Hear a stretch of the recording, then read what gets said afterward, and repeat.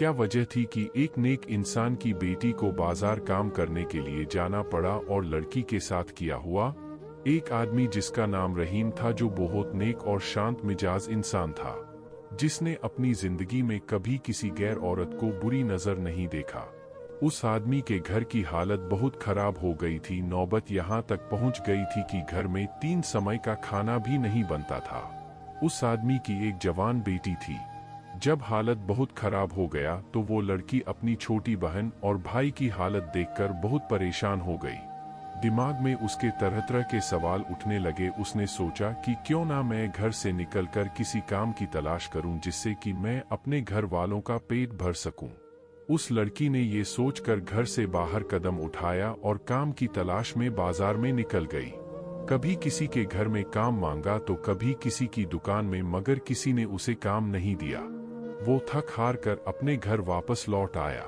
कई दिनों तक ऐसे ही वो रोज काम की तलाश में घर से बाहर जाती और शाम को थक हार कर घर को लौट आ जाया करती थी।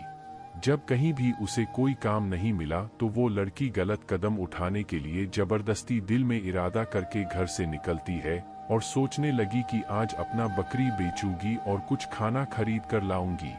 वो लड़की घर से बाजार अपने बकरी को बेचने के लिए बाजार पहुंची और लोगों को अपनी तरफ आकर्षित करना शुरू किया, लेकिन कोई भी उस लड़की के तरफ ध्यान नहीं दिया।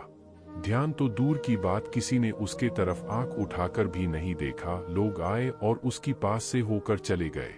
वो बिना किसी परेशानी के घर की तरफ चलने लगे। जब घर पहुंचे तो अपनी वालिद को परेशानी में देखा।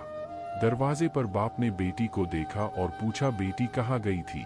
लड़की अपने वालिद की पैरों में गिरकर रोने और माफी मांगने लगी और फिर रो रो कर सारा माजरा बयान किया कि अब्बा हुजूर, मुझसे अपने भाई बहन की भूख से हाल नहीं देखा गया और ना चाहते हुए भी मुझे घर से बाहर काम की तलाश में जाना पड़ा। सारा माजरा सुनकर अब्बा हुजूर ने खुदा के घर नमाज पढ़कर दुआ की और सब ठीक हो गया।